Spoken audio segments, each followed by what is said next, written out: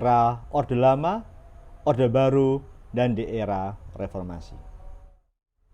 Salam NKRI. Pancasila di era Orde Lama tidak bisa kita lepaskan dengan adanya Dekrit 5 Juli yang dikeluarkan oleh Presiden Soekarno. Terhadap hal tersebut, maka ada dua pandangan. Pandangan yang pertama yaitu yang memenuhi anjuran Presiden atau pemerintah untuk kembali ke Undang-Undang Dasar 1945 dengan Pancasila sebagaimana dirumuskan dalam Piagam Jakarta sebagai dasar negara. Pandangan yang kedua yaitu menyetujui kembali ke Undang-Undang Dasar 1945 tanpa cadangan apapun. Artinya dengan Pancasila seperti yang dirumuskan dalam pembukaan Undang-Undang Dasar sebagaimana yang telah disahkan oleh PPKI pada tanggal 18 Agustus 1945 sebagai dasar negara. Namun usulan dua pandangan tadi tidak mencapai quorum pada sidang konstituante. Karena menemui jalan buntu, maka pada tanggal 5 Juli Presiden Soekarno mengeluarkan dekrit yang dikenal dengan Dekrit Presiden 5 Juli 1959. Adapun bunyi atau isi dari dekrit tersebut yaitu yang pertama pembubaran konstituante, yang kedua kembali kepada Undang-Undang Dasar 1945, dan yang ketiga yaitu pembentukan Majelis MPRS atau Majelis Permusyawaratan Rakyat Sementara. Kemudian ketika di era Orde Baru, bagaimana Pancasila? Di era Orde Baru di bawah kepemimpinan Presiden Soeharto, Pancasila menjadi sebagai suatu hal yang sangat dikeramatkan. Sehingga ketika kita ingat pada peringatan Hari Lahir Pancasila tanggal 1 Juni 1967, pada waktu itu Pak Harto mengatakan bahwa Pancasila makin banyak mengalami ujian zaman, sehingga dibutuhkan suatu tekad untuk mempertahankan Pancasila. Dan beliau juga menyampaikan bahwa Pancasila sama sekali bukan sekedar semboyan untuk dikumandangkan.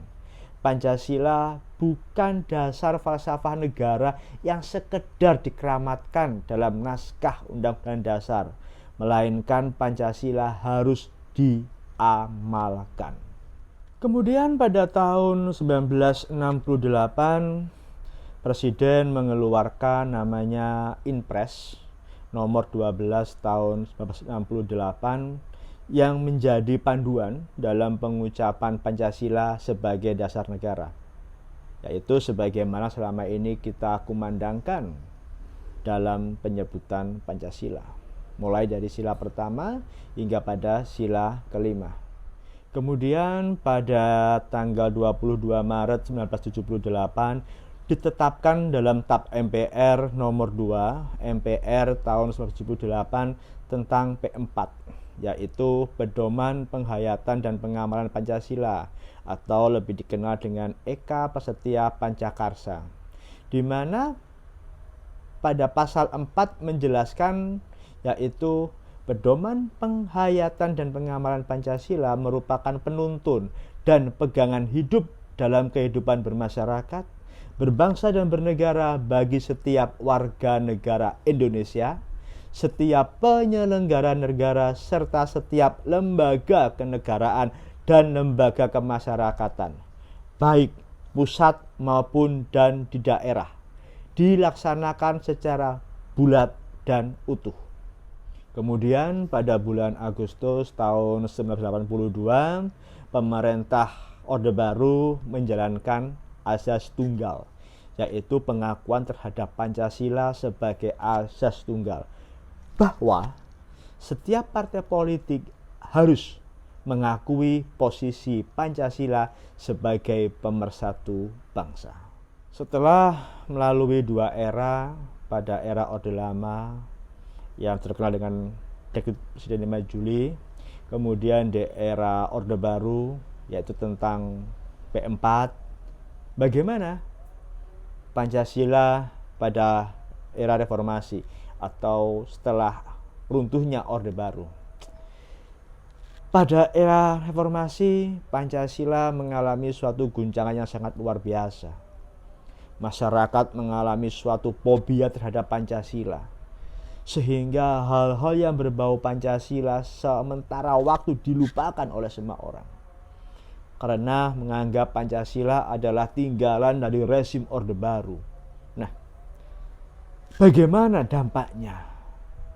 Ketika Pancasila dikesampingkan, maka kita mulai kehilangan lagi jati diri kita. Bagaimana kehidupan bersosial, kehidupan bermasyarakat juga terdampak imbasnya, terlebih pada pemerintahan. Kita bisa melihat tingginya indeks korupsi. Kita juga bisa melihat bagaimana pengaruh budaya-budaya asing, pengaruh budaya-budaya luar yang notabene sangat jauh dari kepribadian bangsa mampu meracuni alam pikiran kita. Apakah Pancasila harus ditumbuhkan lagi? Apakah nilai-nilai dalam Pancasila harus dihadirkan lagi? Harus. Karena bagaimanapun nilai-nilai dalam Pancasila merupakan nilai asli bangsa kita. Yang notabene nilai-nilai itulah yang menjadikan kita ini siapa. Bagaimana kita melangkah. Karena berpedoman pada nilai Pancasila yang merupakan nilai asli dari bangsa Indonesia. Menghadapi Pancasila yang mengalami keguncangan, maka MPR RI mensosialisasikan dengan namanya istilah 4 pilar.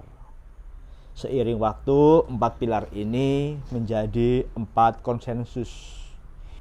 4 hal inilah yang menjadi konsensus kesepakatan kita untuk menjaga marwah, sehingga terimplementasi dalam kehidupan berbangsa dan bernegara. Dalam akademisi bagaimana peran Pancasila? Apakah ada upaya dari pemerintah untuk menjaganya? Iya, ada. Hal itu dibuktikan pada Undang-Undang Nomor 12 tahun 2012 tentang pendidikan tinggi, di mana salah satu kurikulum wajib yaitu pendidikan Pancasila. Dengan harapan inilah maka kita menginginkan Pancasila kembali lahir, tumbuh subur di Indonesia, karena dia merupakan marwah hidup bangsa Indonesia. Demikian yang dapat saya sampaikan. Semoga menjadi pemahaman baru bagi kita, sehingga untuk mewujudkan bangsa Indonesia sebagai bangsa yang bermartabat, mencintai budayanya, dan tetap menjadikan NKRI negara yang utuh dan bulat. Salam Pancasila Jaya.